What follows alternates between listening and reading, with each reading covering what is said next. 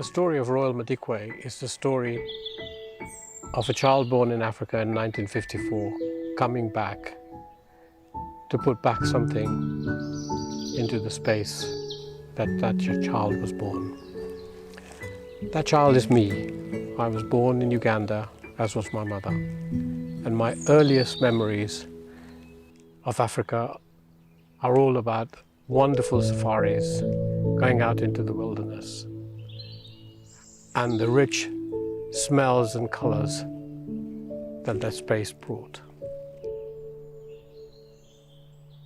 As I grew older, and I kept telling people that at some point I want to go back to Africa and I want to do something which could combine this passion for wilderness, but also helping the communities. And I was very lucky when I found Royal Madikwe, because I could see immediately that this twin passion could really be fulfilled here. The terrain, the very experiment of Madikwe in terms of trying to restore and put back, and the commitment to try and make that experiment really authentic so that the wilderness reflected the reality of what it was for wild animals.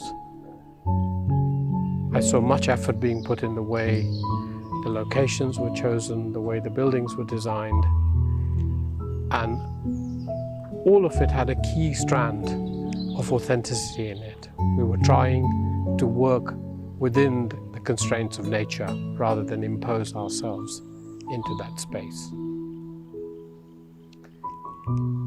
So as the thoughts evolved, it became clear that this journey was a journey of responsibility. We were fortunate to be where we were and have what we have, but how could we actually responsibly share that with others? And so every aspect of what we do, how we create our living environment here, how we work with our people here, how we work with the broader environment of the animals and the community, is all influenced by the fact that we have a responsibility to this space. We are fortunate to be in this space. So when you see the tones of the colors of our living environments, you will see the stones outside and see the colors coming through. You will see the earth outside and see the colors coming through. You will see the leaves and the flowers and you'll see the colors coming through. They kind of reflect and respond rather than try and contrast and be harsh and try and impose our sense of what it should be. But I guess the most important thing for me was that I wanted this place to be where my guests would be looked after like they were coming to my home.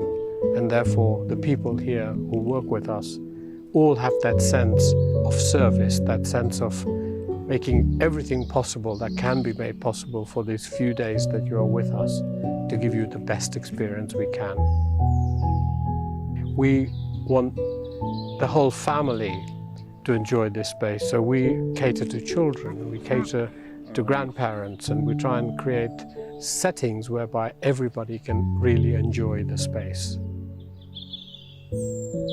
None of this can be contrived if we didn't start this whole venture without a clear purpose. I did not want to just enter the ecotourism business. I wanted to come here and provide a service.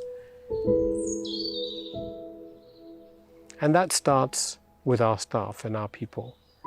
We put in a lot of effort to train them, to try and help them with their personal development so that they can better their own lives and they can fulfill their own potential. We're constantly imposing our own behaviors on our environment. We are very conscious here that we are in a wilderness area, in an area where there is shortage of water, for instance, in an area where how we dispose of our waste is extremely relevant, in an area where how we drive and how we behave when we're out in the reserve is extremely important, because we are working with a fragile environment around us. So the Royal really is all about experiencing one of the most incredible things that has happened since beginning of animal life here on this planet. So we see the things today that have been going on for thousands and thousands of years. And we get a chance to get a glimpse of that amazing daily adventure that the animals are going through, and we're fortunate to be able to watch that sitting in the comfort of our vehicles and being shown and taught about the importance of their life and how it works, and how somehow for many of our guests that touches into their own lives and brings them back and connects them back to the environment around them.